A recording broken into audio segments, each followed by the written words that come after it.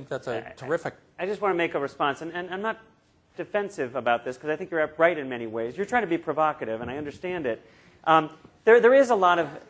That would be a first. That's okay, Jamie. Listen, there is a huge amount of value creation that takes place outside of the traditional healthcare encounter. And I think that's an important point here. And our colleague, many of us know, Tom Ferguson, talked about these triangles. He talked about information. He talked about industrial age healthcare, in which we sort of talk about primary, secondary, and tertiary care, but in fact that's a tip of the iceberg. We ignore those cost-effective transactions that take place outside of that setting, and that's the way it was. And he inverted the triangle and said, this is information age healthcare, where we encourage people to do exactly the things that Dave did. And we can't forget about the formal healthcare system. I mean, for God's sake, Dave wouldn't have gotten treatment of any kind, right, with just relying on ACOR. But that is an important adjunct. These are complementary pieces of this, and Dave should be relying on everything outside of traditional healthcare before he needs to, do the healthcare. So I'm just saying that I don't think we can discard, the medical centers, the places where you can get interleukin and you can get your leg fixed when it's broken or what have you. But there is a huge value proposition outside. Gilles is going to bust here if I don't let him talk. You said something about the big health centers where everyone is going to receive IL-2. I don't think I said it that way, but okay, go ahead. I remember very specifically 10 years ago on the kidney cancer list, someone coming who had been just seen by the biggest specialist at Sloan Kettering, who had never been offered IL-2 because there had been a legal problem at Sloan Kettering, and they'd been told not to offer IL-2, not to talk about it. That patient would have never learned about the possibility of IL-2, which in his case was the only possible treatment to survive, and went to another institution. I agree with you. And if I said big, I didn't mean it. I just said medical center because it doesn't have to be big. The point is that he's not going to get interleukin on ACOR. ACOR may direct him to a resource where he can get interleukin. That's all I'm trying to say. But I think we really have to remember, technology is just a tool. The network are the people.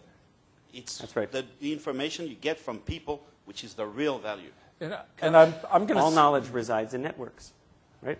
I'm going to stick my neck out a little bit here because I really think that we're approaching in the next few years some sort of a collapse of a massive unresponsive system.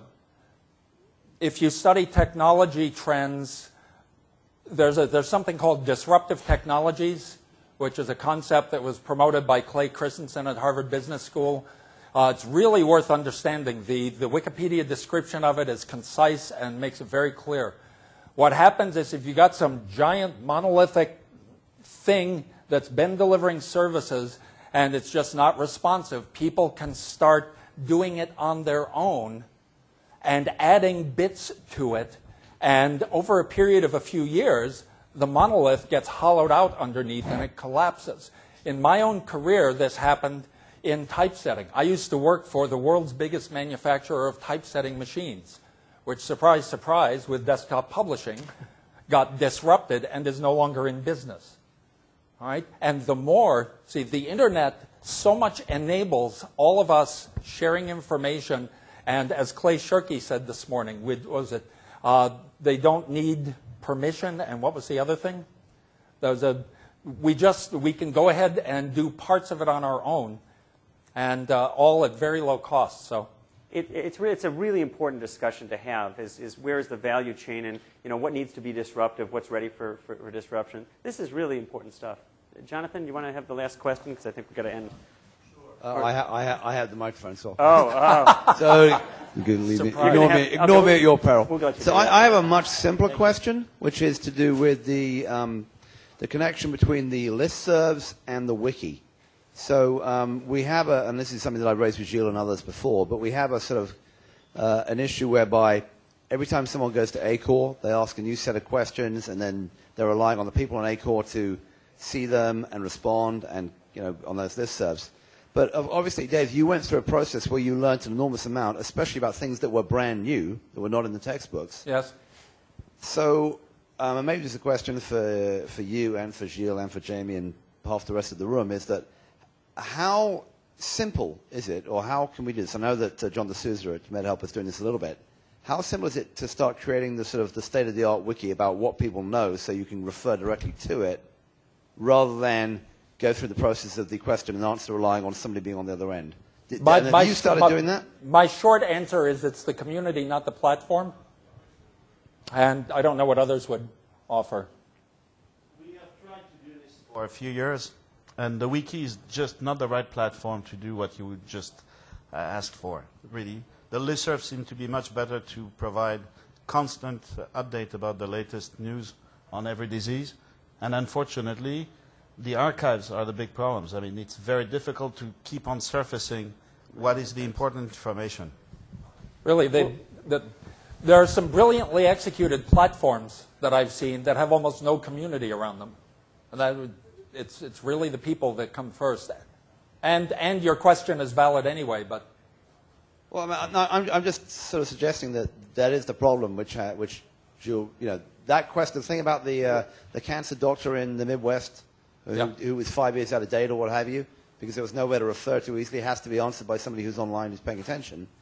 And there's, I think that's a challenge. Shall we that's a continue better in the answer. hall? Yeah, we will. I did promise Jonathan to get a last word in. Just a quick and then we're thing, going to thank you. end. Just a quick question.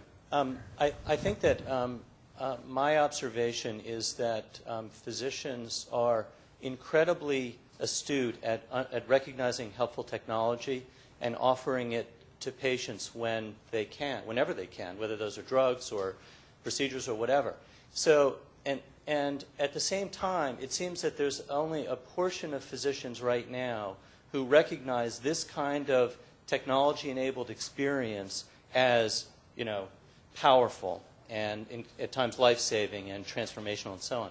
So I guess my question is, and by the way, how many people sitting in the audience here have a physician today that they feel will recommend this kind of experience, with you, right? So, I mean, I have one, but I think I'm in a minority. And Danny's patients have one, but they're in a minority too. So my question is, what's the best way to really get through to physicians? Because on the flip side, I haven't met too many physicians with true experience in this area who want to go back or see it differently. The experience seems to make a difference, but how to get that experience going or how to make that easier for physicians? That's my question. Easy one, right?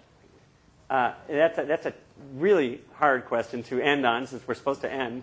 But I guess what I'd like to do is I'd like to have everybody think about this. I don't think it's, obviously, Jonathan, there's not a simple answer to that, whether it's medical education or acculturation or pressure from patients. We do have a journal that's going to be launching, the Journal of Participatory Medicine. And if we can get readership on that and people can read the interesting stories that'll be there, people can participate in blogs. But getting the physicians who aren't in this mode of thinking to think that way is challenging. And that's actually one of the reasons why we want to publish this in a mainstream journal that gets a general medical readership, because I think the story is important. Consider also that we don't have to wait for the system to bless it, in the same way that Clay this morning talked about the Zimmer ball and cup hip replacement issue. Links can go viral. In my own case, people who got my CaringBridge notifications forwarded them all over. My support went viral. Thank you very much for coming this afternoon. Enjoy the conference.